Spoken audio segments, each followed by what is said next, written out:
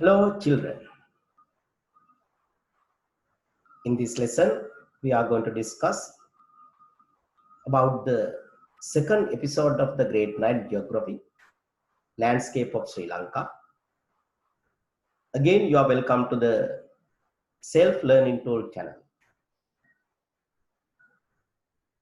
Last time you can remember we discussed about coastal plain and topographical features can be found there. And today we hope to pay our attention to the intermediate plain.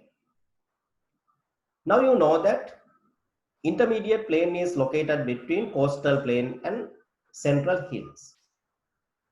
The elevation of the immediate plain is from 30 meters to 300 meters.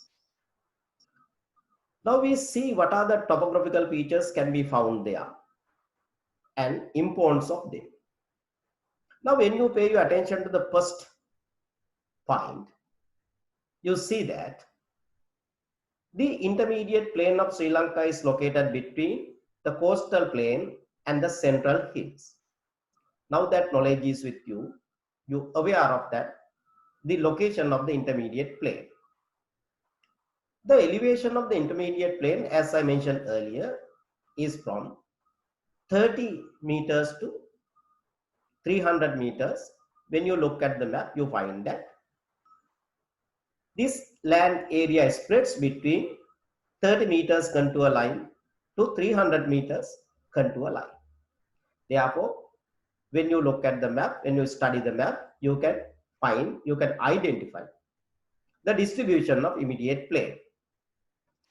So when you look at the immediate plain, you find that it is wider in the northern region. We found it in the earlier lesson, in the earlier episode, and becomes narrower in the southern region.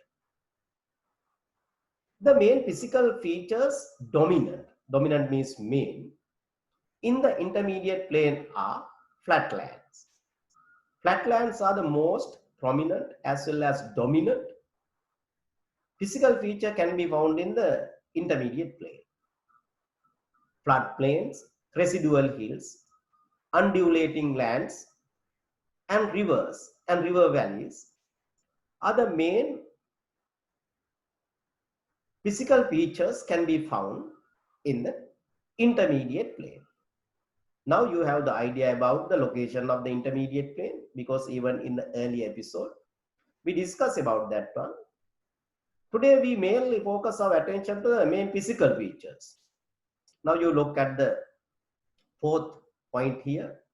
The main physical features dominant in the intermediate plain are the flatlands, floodplains, flood, river floods, the flatlands located either side of the rivers due to the deposition of sediments or the river load can be introduced as floodplains. Usually in Sri Lanka, these floodplains are very important for the paddy cultivation because these plains are full of alluvial soil. Now you know that in earlier lessons also we discussed about the alluvial soil is the best soil in Sri Lanka that can be utilized for the cultivation of paddy. The residual hills. Later we discuss how they get formed, undulating lands and river valleys. Residual hills are the remains or the leftovers. Leftovers කියලා කියන්නේ යම් කිසි දෙයකින් ඉතුරු වෙච්ච දේ. Of the hard mountains which had been subjected to the erosion, soil erosion, over a longer period. Therefore, you know, almost all the residual hills that can be seen scattered throughout the intermediate plain are full of hard rocks.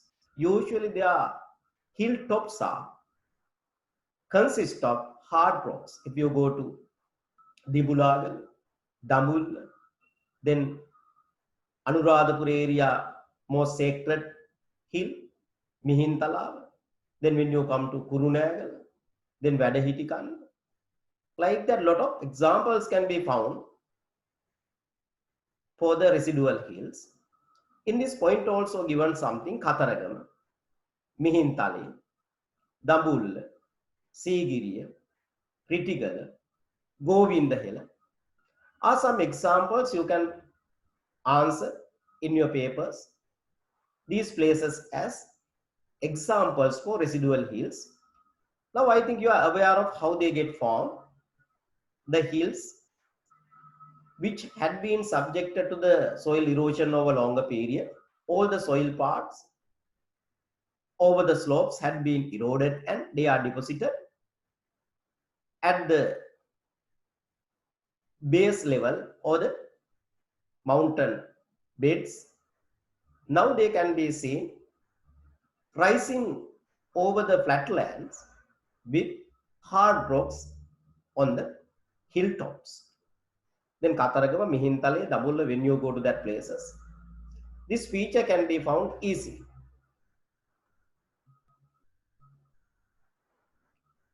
Then we come to central hills. So when we come to central hills, we find that, as you understood earlier, central hills is the most complex landscape in Sri Lanka.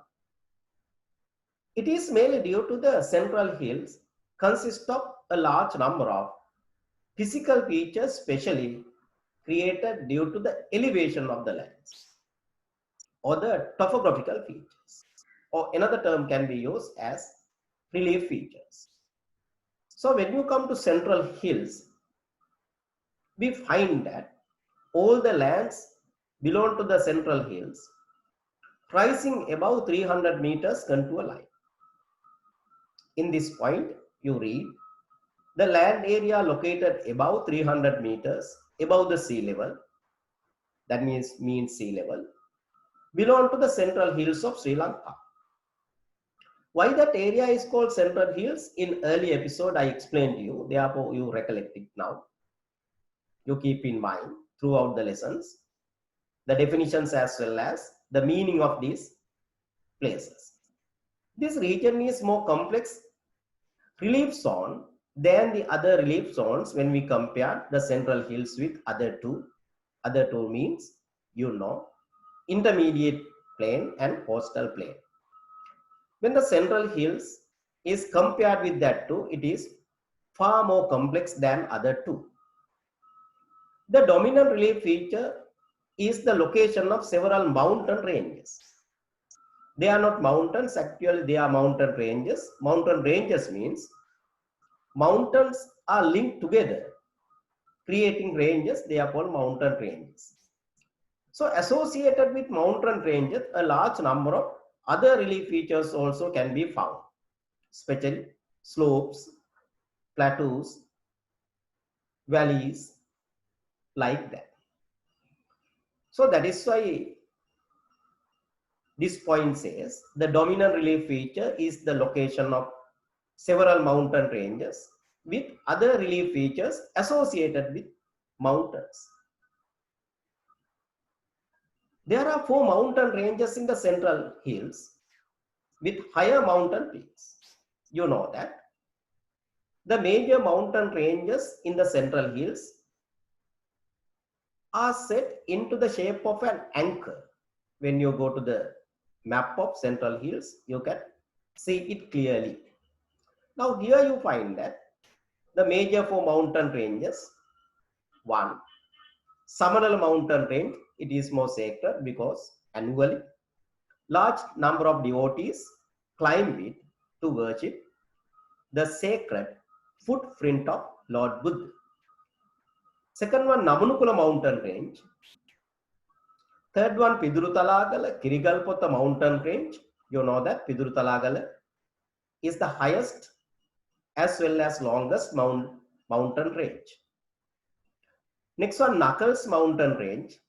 It is located away from that one because Samanala mountain range, Namanukula mountain range, Pidurutalagala, Kirigalpotha mountain range are located joining together. They have the relationships. When the Pidurutalagala mountain range form the bar of the anchor, Samanala mountain range and Namanukula mountain range create the base of the anchor. The knuckles located away but keeping very beautiful sceneries and landscapes. So when you come to this map, you find that the location of that one. Here you will see the Pidurutalaga. This the, as I mentioned earlier, it can be considered as a bar of the anchor. Then Samanala mountain range. Then other one is Namanukula mountain range. Here the Kirigalpotta here. Here the knuckles can be seen there. It is in the northern part of the Central Hills, away from this complex. When you see this map, it compared it with the Sri Lankan map there, then you can understand it clearly. Due to the formation these mountain ranges into a shape of an anchor, several plateaus are also located associated with them. Later we discuss about them until you keep the location of them. First one, you find the Hatton Plateau. It is the highest plateau in the Central Hills. Then Valimada Plateau. It is the second highest one. The lowest one is the Kandy Plateau. It is located here. Apart from that one, several small plateaus, we call them plain or in Tan in Sinhala. Horton Plain, Mahavala Tan, Meepiliman, Moon Plain, then Kosland. Like that, a large number of small plateaus or flatlands are also located there. That is also a very important feature, relief feature, when we study the Central Hills of Sri Lanka. Now we come to discuss about plateaus. Plateau is a flatland located in higher elevation. There are 5 main plateaus in the Central Hills of Sri Lanka. Now you know what is plateau means. It's a flatland. It is located at higher elevation. That means it can be seen in the hilly regions. When these flat areas are located in the lowlands, they are called plains. When the flatlands or plains are located in the hilly regions, they are called plateaus. Now you know that there are 5 main plateaus in Sri Lanka. Earlier, I showed them how they are located in the map. They are Kandy Plateau, Hatton Plateau, Valimada Plateau, Mahavalatana Plateau, and Koslanda Plateau.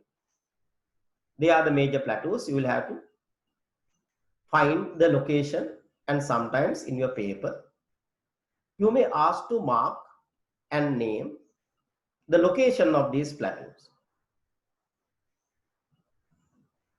Next, we come to another topographical features that can be found in the Central Hills. They are gaps or passes. Gaps and passes are very important physical feature for the human activities. First, we try to understand how they get formed. Later, we see the importance of them. Pass is a narrow, low-level area or the low area located between 2 mountains. That means highlands. There are several passes in the Central Hills. When a river flows through a pass, it is called a river gap. You know that. Usually, rivers try to flow over the lowest part, and rivers find flowing through a gap is easy. Therefore, when the rivers flow through a gap, it is called the river gap. Not only that one, even in the human activities, even from the ancient times, That means during the Kandyan era. These gaps are used for various purposes. Mainly they were used to build the roads. When British captured Kandyan Kingdom or Central Hills, they built the railway lines as well as roads through these gaps. During the period of Kandyan Kingdom, these gaps were used in their guerrilla warfare. Because when enemies entering into the kingdom, they used to attack them at the gaps because gaps are narrow. Therefore, people will have to go through them. And some guerrilla warfare or guerrilla activities were used to attack them, like rolling stones on them like that. Therefore, these gaps are very important. Naturally, they are important because they help to create river valleys. Other way, they are important for the human activities because people use them for various human activities like building roads, as well as other activities also sometimes even to create reservoirs or the large tanks. These gaps are very important. Then examples can be given how people use these gaps or passes to build roads. Colombo Kandy Road runs through a Balana Pass. Then Mathale Kandy Road runs through Balakaduwa Pass. Then Kurunagala Kandy Road runs through Galagidra Pass. Therefore, you have to keep in mind. And when you look at the road map of Sri Lanka, you can find the location of these gaps and how people use them for the construction of roads through them. Then waterfalls. Waterfalls are eye-catching or attractive formation of the nature. So a lot of people annually go to Central Hills to watch them. And on the other hand, we can say waterfalls add extra attraction to the natural environment of the Central Hills. So this point says waterfalls can be introduced as the most eye-catching, means attractive, natural phenomenon incident of the Central Hills of Sri Lanka. Waterfalls are created at the places where a river crosses a cliff or escarpment. What is the cliff? Now you know sea cliff we discussed in the earlier episode. Escarpment is also a similar feature where the slope is very steep. When the slope is very steep, that place is known as escarpment. When a river crosses or flows over a escarpment, the water cascades from upper level to the lower level, forming a waterfall. So such places are abundant in the Central Hills. Therefore, waterfalls are very important topographical feature in the Central Hills. A waterfall, in a waterfall, water cascades. I use the word cascades. Cascades means in single kadavetena, from upper elevation to lower elevation. That is called cascades. From higher elevation to the lower elevation over the escarpment, creating a waterfall. Now several waterfalls, their pictures can be found. Sometimes you might have visited, you might have seen them. They are very famous pictures, St. Clair. Like that, several waterfalls are there. You try to find the name of them. Then you collect the pictures of them. You create an album. Or now you can have the IT technology. Then go into the various albums, collect these waterfalls and create an album or videos, and you go to the school and present them to the other children in your presentations. You collect more information about them. That is also needed as a part of this lesson. Different types of waterfalls, you can see them. Then their elevation is also given. Bamarakanda Alla Falls, 241 meters. Garadial waterfall, minus is not there, actually you remove it, 240. Then Kurunduwai Alla Falls, 189 meters, like that it goes. You read them and then you find where they are located. That is also needed. Maps can be found where the location of them is marked. You go to such a map and you find them. Then we come to the other part of our landscape. It's a drainage. Drainage is a very important idea, and students of the geography, you must have a very good idea about drainage, because it is a very important concept in the geography as well as geology, even in the agriculture. Drainage is discussed. Drainage means the removal of water from one area to another area, or one place to another place. That process, phenomena, can be introduced as drainage. So see what is drainage means. Here it is given. Sri Lanka is a country rich with water resource. Now you know that. You might have that knowledge. Sri Lanka experiences rainfall from various agents. Monsoon, convectional, cyclones are the main agents that supply the rainfall to Sri Lanka. Because of this excess water resource available in Sri Lanka, Sri Lanka is a country with large number of rivers. There are more than 103 rivers and river valleys in Sri Lanka. You know that except the small part of the northern part of Sri Lanka, including the Jaffna Peninsula, all other parts, when you look at the map, you can understand it easily, are covered by river systems or river valleys.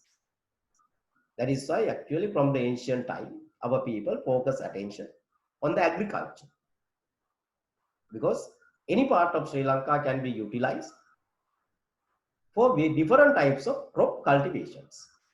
That's a historical feature as well as even at present. For the development of the country, we will have to focus our attention to the agriculture. So out of these 103 rivers, most rivers flow through the dry zone of Sri Lanka. You know the dry zone of Sri Lanka. Based on the rainfall pattern of Sri Lanka, Sri Lanka is divided into main two climatic zones. Named one is a dry zone, other one is the wet zone. In later episodes, I am going to discuss it with you. So out of them, that means out of these 103 rivers, 34 rivers origin in the central hills, and it must be flow, FLO, not E, but FLOW, into various directions forming radial drainage pattern. Radial drainage pattern is a concept you find in the geography. There is a one drainage pattern. Several drainage patterns can be found. Radial is one among them. The radial means it is similar to the spoke of a cartwheel. You imagine the cartwheel you have seen, they are the center. From the center, spokes running into various directions, joining the rim of the cartwheel. Starting from one place, they are running into various directions. So when the rivers also flow like that, starting from one area into different directions, that drainage pattern is called the radial drainage pattern. So when we take Sri Lanka, the map of Sri Lanka, especially the river map, you find that this radial pattern easily. It's a nice to see the radial pattern in Sri Lanka. When you take the map, I will show it next. Most of these rivers are permanent rivers. Permanent rivers means actually they collect water throughout the year. In Sinhala term, we call them Ganga, the permanent rivers English term. Because they collect water throughout the year. Because most of them and all of them, they originate in the central hills. River Mahavali, Kalani, Kalu, Walavi, Nilwala. Even in the Sinhala poem, Mahavali, Kalani, Kalu, Walave, Yanaganga. Samanala Kande Mudune Sita Panananga. Samanala Kanda means it is in the central hills. See how our ancient people understood the importance of the central hills. Some other rivers, they originate or they begin in the undulating lands in the dry zone, because actually they are not directly from the central hills. Some land areas located close to the central hills, like Critical. So these rivers or these waterways do not collect the sufficient volume of water flow throughout the year. Therefore, during the dry season, these rivers run dry. Therefore, they are called the seasonal rivers. In Sinhala term, they are known as Oya, Malwatu Oya, Kubukkang Oya. Then you know the Sinhala meaning Ganga means the permanent rivers. Throughout the rivers, water flows. Oya means during certain period you might have seen they run dry. The water can be seen something very thin line like the water flows, or sometimes in some areas only the water pots can be found, water is not flowing until the next the rainy season arrives. Example, river Malwatuoya, Yangoya, Kalaoya, Daduroya, etc. can be cited as example. You keep them in your mind, you will need them in your evaluation papers. The importance of these rivers. These rivers had played the important role since the ancient time. Because I am not going to discuss about the stories coming in the history. You know that when Vijay and followers came to Sri Lanka, they selected the river valleys of the Malwatuoya to build the first Aryan settlements in Sri Lanka. Mainly they focused their attention to the availability of water or water facility. Therefore, actually, on the other hand, the dry zone can be introduced as the foundation of the Aryan civilization in Sri Lanka because of the location of Malwatuoya. And later, these settlements were taken to the river banks or the river valleys of other rivers too. And later, Mahavali Ganga river valley was used to build their settlements. And later, it spreads up to other river valleys also. At present, water of these rivers are used for multitude of uses, because you know that water is essential. Though Sri Lanka is a country blessed with water resource, I use the word blessed because there are a lot of countries in the world, water is a problem. But actually in Sri Lanka, though some small areas suffer from water, most of the areas having the sufficient amount of water for the human existence as well as human activities. Therefore, the water present in Sri Lanka is used or can be used for the multitude of uses. Now, the map I introduced earlier, the river map of Sri Lanka, when you focus your attention to this map, you find that this is the area where the central hills is located. And you find that most of the rivers, most permanent rivers can be found in the wet zone. They start there and they flow into west, southwest, south or southern directions. And some rivers also, they flow into other directions. When you take the total map of Sri Lanka, the radial pattern is well understood. That is why I mentioned earlier, when I take the map, I will show it for you. So this is a radial pattern. Radial pattern means rivers starting from certain area flow into various directions. You find that various direction. Even towards the north, the rivers flow. Therefore, as I mentioned, no area is left. See the difference? The distance between them. Therefore, all areas, all lands in Sri Lanka covered by any type of river system or river valley. That is why I mentioned that Sri Lanka is a country having wonderful water resource. Our duty is to take the maximum benefit of that without water pollution or without using water for unnecessary things. We will have to protect this water resource for the future generations. That is also you will have to keep in your mind why you learn about it. Then there are length, catchment areas. Also you find that. You find that when you goes only there are 8 rivers are there. The catchment area is like that. But if you take all the rivers in Sri Lanka, bigger part of our land, you know that the land area of Sri Lanka is 65,610. Out of that one, more than 90% is covered by these catchment areas or river valleys. That is also a very important factor. You will understand when you learn geography, especially geography of Sri Lanka.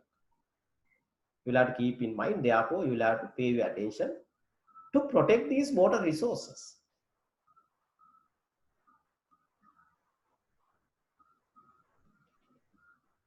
Then this point says 80% of the rivers located in Sri Lanka flow across the dry zone. I mentioned that idea earlier.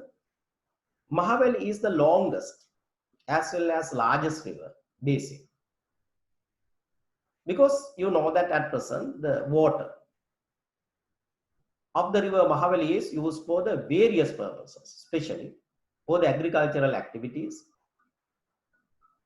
The Sri Lanka has been made self-sufficient with rice due to the use of Mahavali water in the paddy fields or for cultivate paddy. Therefore, importance of a river can be understood when you think about it. Out of the total land area of Sri Lanka, 1/6 belong to this. Then you can imagine, you can understand the size and area belong to the river Mahavali. That is why in geography we introduce river Mahavali is introduced as a life blood of Sri Lanka. That means it gives life to Sri Lanka in different ways. Though all rivers of Sri Lanka form radial drainage pattern, we discussed it earlier. Now I am going to discuss about some other drainage patterns also, apart from the radial drainage pattern. Now you know how it is formed. Dendritic, trellis, and annular drainage patterns too can be found associated with river systems. Now you know there are 4 drainage patterns. Earlier one, you know, radial drainage pattern. You have a clear-cut idea about it. Then dendritic. When the tributaries of a river system connects the main river, forming the how branches connect to the main tree, it is called dendritic drainage pattern. Because of that one in Sinhala, it is known Sakika Jalavahana Ratava. Because when you take a river system having the dendritic radial pattern, it is just like a huge tree. How the main tree, how the other branches connect to the main trunk. Then trellis is also another one, but they are the tributaries connect the main river with a certain kind of right angle.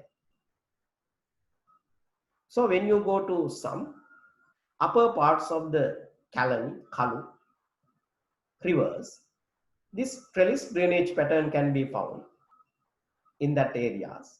Later we can discuss it. Now you keep it as a pattern. Then annular.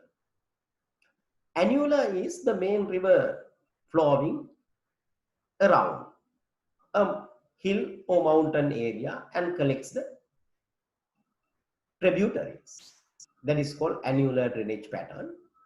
So now you know that there are 4 drainage patterns. All of them can be found in Sri Lanka. And though the radial drainage pattern is connected to the total map of Sri Lanka, other drainage patterns also can be found in area based. Then we will discuss about, we were discussing about the uses of the rivers. You know that as Sri Lanka is an agricultural country, the water flow in these rivers are very important. Especially this important is highly stressed in the dry zone. That is why even from the ancient time, our people built various irrigation works, tanks, canals, later reservoirs like Kala, Parakram Samudra, because they found the importance of water and they wanted to collect water. They wanted to take the maximum benefits of the water running through the rivers. And at present also, especially after independence, the governments came into power, paid special attention how to take the maximum benefits of the water of the river Mahavali. Therefore, they introduced around 1970s Mahavali Development Project. It's a multi-purpose. The water is supplied for various purposes, not only agriculture. Then started Mahavali Development Project, and now we have come to the end part of it. And now people are taking the maximum benefits of water of the river Mahavali. As a result of that, one direct result I mentioned earlier, now Sri Lanka is a self-sufficient with rice and some other crops also. It is mainly due to the Mahavali Development Irrigation Project or Mahavali Development Multipurpose Project. Apart from that, not only Mahavali, the waters from some other rivers were also used. Galloya project. This is the first large-scale irrigation project in Sri Lanka. It was set associated with Galloya, then Neelabamma, Putlam area, Daduroya, the latest one, are also important irrigation projects in Sri Lanka. And they also utilize for the agricultural development of the country. Apart from the agricultural development of the country, they are utilized for the generation of electricity, freshwater fishing, cultivation of other crops, supplying water for industries like that. Some other uses are also coming behind. During the rainy seasons, flood occurs in abundance close to the rivers. Usually these floods are very common in the wet zone of Sri Lanka, especially during the rainy seasons, that means monsoon, southwestern monsoon. Now you see how the modern use of water. It's a dam, Victoria. Now you find that it is filling. It is over the river Mahavali. That is also a very important one. You will have to keep in mind. You might have visited that one. Multi-purpose. Collecting water. After generating electricity, it is emitted or issued. Like that, water is collected because electricity is also very important in Sri Lanka. Energy is needed for the development of the country. It is also achieved through these multi-purpose irrigation projects. Then this is the latest one. You can see that how the river Kalugang is utilized for the development projects. Old canal, it's a Jayagaga. Another way of using water is Kitulgal, water rafting, river Kalani. There water flows at high speed. Such a place is called rapids, not a waterfall, rapids.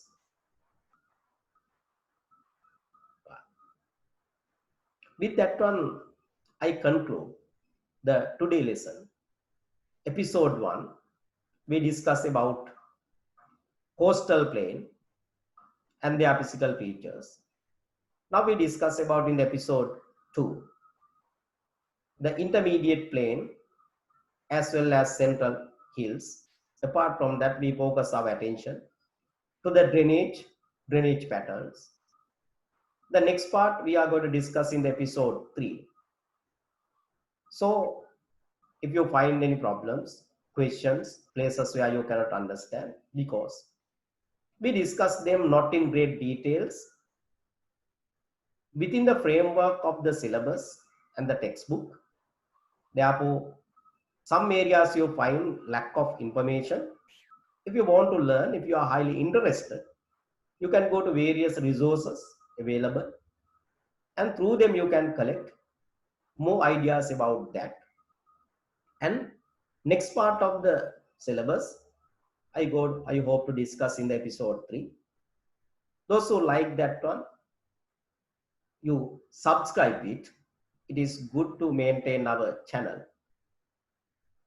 And until we meet in the next episode, I wish all of you a bright future, and always be with us to gather the geography knowledge, not only for this grade 9. We conduct the video lessons from grade 6 to up to advanced level, GC A level. Then you share these ideas with your friends. Let them to share the knowledge on geography. Not only geography, even the civic education is also discussed in that manner according to the syllabus through our channel. Therefore, again, I give my thanks those who watch this one, and your suggestions are highly welcome. You can keep it below these videos. Thank you.